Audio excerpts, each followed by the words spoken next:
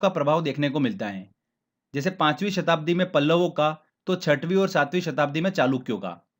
चालुक्य वंश की हम बात करेंगे तो चालुक्यों की 3 शाखाओं का हम अच्छे से अध्ययन करेंगे। एक वातापी के चालुक्य मतलब पश्चिमी चालुक्य, वेंगी के चालुक्य मतलब पूर्वी चालुक्य और कल्याणी के चालुक्य। वातापी के चालुक्य और वेंगी के चालुक्यों का प्रभाव 6वीं और 7वीं शताब्दी में देखने को मिलता है। फिर वातापी के चालुक्यों की शक्तियां क्षीण हो गई थी और राष्ट्रकूट वंश की स्थापना हुई थी। तो फिर हम 8वीं शताब्दी के राष्ट्रकूट वंश के बारे में डिस्कस करेंगे। राष्ट्रकूट वंश का चालुक्य की एक शाखा से उदय हुआ, तो दूसरी शाखा के कारण इसका पतन हुआ था। इसीलिए हम वातापी के चालुक्य, वेंगी के चालुक्य के जस्ट बाद राष्ट्रकूट वंश को अध्ययन करेंगे। उसके बाद में कल्याणी के चालुक्यों ने इस राष्ट्रकूट वंश का पतन कर दिया था, तो बाद में हम कल्याणी के चालुक्यों का अध्ययन करेंगे। और सबसे लास्ट में हम डिस्कस करेंगे 9वीं शताब्दी में चोल वंश के उदय की। इससे पहले हम 3री शताब्दी में चोलों के प्रभाव की बात कर चुके हैं संगम काल में, जो पिछला वीडियो था पार्ट 1 में हमने डिस्कस करा था। और मैंने आपको बताया था कि 9वीं शताब्दी में फिर से चोलों का उदय हुआ था, तो वो हम सबसे लास्ट में डिस्कस करेंगे। तो इस सीक्वेंस में दोस्तों हम स्टडी करेंगे सबसे पहले पल्लव वंश, उसके बाद में चालुक्यों की 2 शाखाओं का अध्ययन करेंगे, वातापी के चालुक्य और वेंगी के चालुक्य। उसके बाद में राष्ट्रकूट वंश का उदय हुआ था, तो राष्ट्रकूट वंश की बात करेंगे। देन फिर राष्ट्रकूट वंश का अंत किसने करा था? कल्याणी के चालुक्यों ने। तो फिर हम कल्याणी के चालुक्यों की बात करेंगे और सबसे लास्ट में 9वीं शताब्दी में जो चोलों का उदय हुआ था, मतलब चोल वंश की बात करेंगे। तो इस सीक्वेंस में मैं आपको बताऊंगा और आपको उसी सीक्वेंस में पढ़ना है जिससे कि आप आसानी से याद कर पाएंगे। तो चलिए फ्रेंड्स शुरू करते हैं। तो पल्लव वंश की बात करते हैं। तो पल्लव वंश का जो शासनकाल चला था वो चला था 575 ईस्वी से लेकर 897 ईस्वी तक। पल्लव वंश की स्थापना कब हुई थी? जब सातवाहन वंश का पतन हो रहा था। पल्लव वंश कृष्णा नदी के दक्षिण में स्थित था। इस वंश ने अपनी राजधानी किसे बनाया हुआ था? कांची को। पल्लव वंश की राजभाषा संस्कृत हुआ करती थी और पल्लव वंश के संस्थापक कौन थे? बप्पा देव। पर अगर बात करते हैं वास्तविक संस्थापक की, तो वो कौन हुए थे? सिंह विष्णु। ध्यान रखिएगा, सिंह विष्णु जो थे वो पल्लव वंश के वास्तविक संस्थापक के रूप में जाने जाते हैं।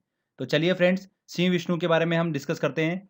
575 ईस्वी से 600 ईस्वी तक का सिंह विष्णु का शासनकाल चला। सिंह विष्णु वैष्णव धर्म का अनुयायी था। सिंह विष्णु के दरबार में भारवी नाम का लेखक रहा करता था जिसने कीर्तार्जुनियम की रचना की थी। सिंह विष्णु के शासनकाल में ही मामल्लपुर में वरा मंदिर का निर्माण हुआ था। तो ध्यान रखिएगा, एग्जाम में पूछा जा सकता है कि वरा मंदिर का निर्माण किस वंश के दौरान हुआ था? पल्लव वंश, चालुक्य वंश, ऐसे आपको एग्जाम में देकर क्वेश्चन बन सकता है। सिंह विष्णु एक महान प्रतापी शासक था जिसने चेर, चोल, पांड्य वंश के राजाओं को युद्ध में पराजित किया था। देखिए, हम जितने भी वंश के बारे में अध्ययन करेंगे, हर वंश में बहुत से राजाओं ने शासन किया, पर हमको सभी के शासनकाल को डिस्कस करने की जरूरत नहीं है। अगर हम सभी के बारे में अध्ययन करेंगे तो इतना सारा डेटा हम याद नहीं कर सकते हैं। इसलिए मैं आपको महत्वपूर्ण राजाओं के शासनकाल के बारे में ही बताऊंगा, जिससे कि आप आसानी से याद कर पाएंगे और एग्जाम में क्वेश्चन भी उसी से पूछा जाएगा। ठीक है, तो चलिए, सिंह विष्णु को हमने अच्छे से अध्ययन करा। अब आगे बात करते हैं, अगला शासक कौन हुआ था पल्लव वंश का? महेंद्र वर्मन प्रथम।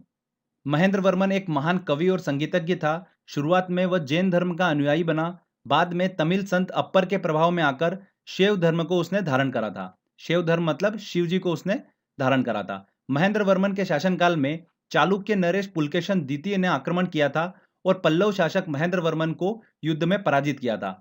यहीं से पल्लवों और चालुक्यों के बीच में युद्ध की शुरुआत हुई थी। ध्यान रखिएगा, आगे हम डिस्कस करने वाले हैं चालुक्य नरेश पुलकेशन द्वितीय को।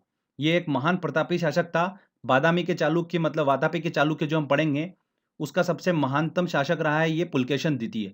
इसने पल्लव शासक महेंद्र वर्मन के शासनकाल में आक्रमण करा था और महेंद्र वर्मन को युद्ध में पराजित करा था पुलकेशन द्वितीय ने। ठीक है फ्रेंड्स, महेंद्र वर्मन ने मतविलास प्रहसन की रचना की, जो कि पल्लव काल की प्रमुख रचना है। मतविलास प्रहसन की रचना किसने करी थी? महेंद्र वर्मन प्रथम ने करी थी। चलिए, इसके बाद अगला शासक कौन हुआ था? नरसिंह वर्मन प्रथम। ये वेरी वेरी इंपॉर्टेंट शासक है। देखिए, यहां से एग्जाम में क्वेश्चन बन सकता है। नरसिंह वर्मन प्रथम जो था, ये पूरे पल्लव वंश का सबसे शक्तिशाली शासक हुआ था। इस नरसिंह वर्मन प्रथम ने अपने पिता महेंद्र वर्मन प्रथम का बदला लिया और चालुक्य शासक पुलकेशन द्वितीय को युद्ध में पराजित किया। इसे पराजित कर नरसिंह वर्मन प्रथम ने वातापी कोंड की उपाधि धारण करी थी। Very very important point, Narasimha Varman प्रथम ने कौन सी उपाधि धारण करी थी? वातापी कोंड की उपाधि धारण करी थी। इसके शासनकाल में ही चीनी यात्री हुएंगसान कांची में प्रवेश किया था। साथ ही महाबलीपुरम में रथ मंदिर, जिन्हें एकाश मंदिर कहा जाता है, उसका निर्माण किसने करवाया था? इसी नरसिंह वर्मन प्रथम ने करवाया था। ठीक है, बहुत ही इंपॉर्टेंट है, यहां से क्वेश्चन एसएससी में पूछा गया है 2 से 3 बार। तो महाबलीपुरम में स्थित है रथ मंदिर और इसका निर्माण किसके शासनकाल में किया गया? नरसिंह वर्मन प्रथम के शासनकाल में किया गया था। रथ मंदिरों की संख्या की बात करते हैं तो कितनी थी? 7 थी और इन्हें ही सप्त पेगोड़ा के नाम से जाना जाता है। तो ये नरसिंह वर्मन प्रथम का हमने शासनकाल डिस्कस करा। इसके बाद जो अगला शासक हुआ वो कौन हुआ? नरसिंह वर्मन द्वितीय, जिसका शासनकाल चला 700 ईस्वी से लेकर 728 ईस्वी तक। इसका शासनकाल शांति का शासनकाल माना जाता है और इसके शासनकाल में स्थापत्य कला का भरपूर विकास देखने को मिला, जैसे कि मुक्तेश्वर मंदिर, बैकुंठ पेरुमाला मंदिर और कांची में कैलाशनाथ मंदिर का निर्माण इसी ने करवाया था। ध्यान रखिएगा, कैलाशनाथ मंदिर को किस नाम से जाना जाता है? राज सिद्धेश्वर के नाम से। इन्हीं मंदिरों के निर्माण से ही द्रविड़ स्थापत्य कला की शुरुआत हुई थी। तो ये चीज भी आपको ध्यान रखना है कि पल्लव वंश से ही द्रविड़ स्थापत्य कला की शुरुआत हुई थी। इस नरसिंह वर्मन द्वितीय के दरबार में संस्कृत के प्रसिद्ध लेखक दंडी रहा करते थे। इन्होंने ही देश कुमार चरित की रचना करी थी। तो ये भी एग्जाम में क्वेश्चन पूछा गया था कि किसने देश कुमार चरित की रचना करी है? तो किसने करी है? संस्कृत के प्रसिद्ध लेखक दंडी ने इसकी रचना करी है। ओके। इसके बाद में नंदीवर्मन द्वितीय, नंदीवर्मन तृतीय राजा हुए और इस वंश का अंतिम शासक कौन हुआ था? अपराजित वर्मन। ध्यान रखिएगा, पल्लव वंश का अंतिम शासक कौन हुआ? अपराजित वर्मन। आगे चलकर पल्लव साम्राज्य को चोल शासकों ने विजित कर लिया और अपने राज्य में मिला लिया। तो इस तरीके से पल्लव वंश का पतन हो गया था। तो ये हमने पल्लव वंश को अच्छे से डिस्कस करा। पल्लव वंश के बाद में चालुक्यों का प्रभाव अच्छा खासा देखने को मिला था। तो हम चालुक्य शासन के बारे में डिस्कस करते हैं। तो जैसा कि हमने बात की थी कि चालुक्यों की 3 शाखाओं का हम अध्ययन करेंगे। तो 6वीं और 7वीं शताब्दी में वातापी के चालुक्य और वेंगी के चालुक्यों का प्रभाव देखने को मिला था। तो सबसे पहले हम इन्हीं का अध्ययन करते हैं। वातापी के चालुक्य मतलब बादामी के चालुक्य। देखिए, कंफ्यूज मत होइएगा, बादामी जो है वो उसका आधुनिक नाम है।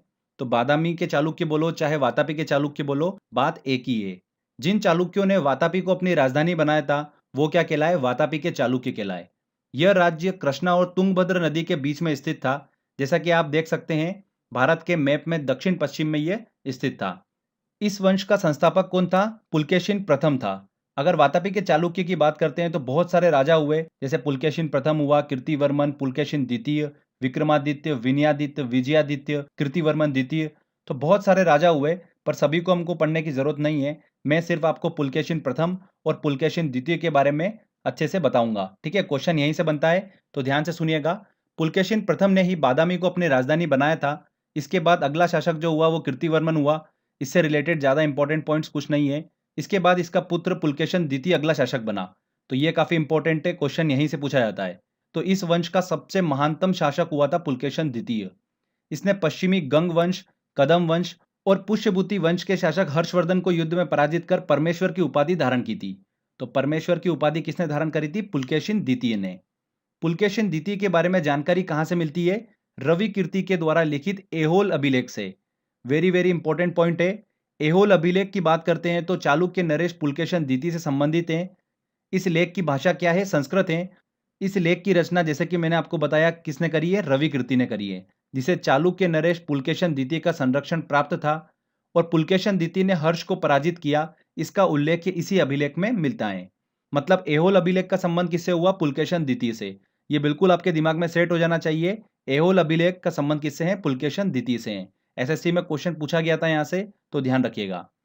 आगे चलकर पुलकेशन द्वितीय ने वेंगी मतलब आंध्र प्रदेश को जीतकर अपने भाई विष्णुवर्धन को वहां का शासक नियुक्त किया और इसी के साथ में वेंगी के चालुक्यों की शुरुआत हुई। वेंगी के चालुक्य वंश को हम इसके बाद डिस्कस करेंगे कि कैसे आगे चलकर वेंगी के चालुक्य चोल वंश में समा गया, वो हम इसके बाद अच्छे से पूरा समझेंगे। पहले हम वातापी के चालुक्यों को कंप्लीट कर लेते हैं। तो देखिए, पुलकेशन द्वितीय की हम बात कर रहे थे। इस पुलकेशन द्वितीय ने अपने शासनकाल में पल्लव वंश पर आक्रमण करा और पल्लव शासक महेंद्र वर्मन प्रथम को युद्ध में पराजित किया था, जिसका बदला उसके पुत्र नरसिंह वर्मन प्रथम ने लिया और पुलकेशन द्वितीय को श्रीलंका के राजा के साथ मिलकर 642 ईस्वी में पराजित किया था और उसकी राजधानी बादामी पर कब्जा कर लिया। विजय के बाद में नरसिंह वर्मन प्रथम ने वातापी कोंड की उपाधि धारण करी थी। ये सब हम पल्लव वंश में डिस्कस कर चुके हैं। ठीक है। इसके बाद विक्रमादित्य प्रथम अगला शासक बना, जिसने 654 ईस्वी में इन पल्लवों से बदला लिया था। इसके बाद विनयादित्य, विजयादित्य और विक्रमादित्य द्वितीय अगले शासक हुए। इस वंश का अंतिम शासक कौन हुआ था?